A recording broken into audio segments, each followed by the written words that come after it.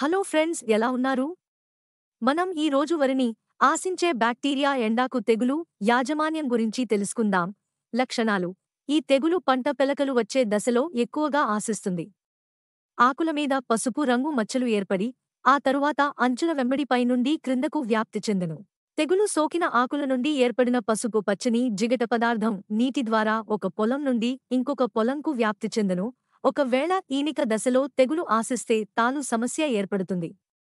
ఈ తెగులుకు ఎలాంటి నివారణ లేనందున తొలిదశలో గుర్తించి సమగ్ర యాజమాన్య చర్యలను పాటించాలి.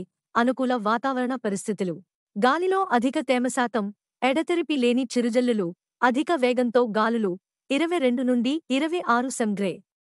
ఉష్ణోగ్రతలప్పుడు తెగులు ఉధృతి అధికంగా ఉండును. యాజమాన్యం: తెగులు లక్షణాలు గమనించిన వెంటనే నత్రజని ఎరువులను వేయటం తాత్కాలికంగా ఆపివేయాలి.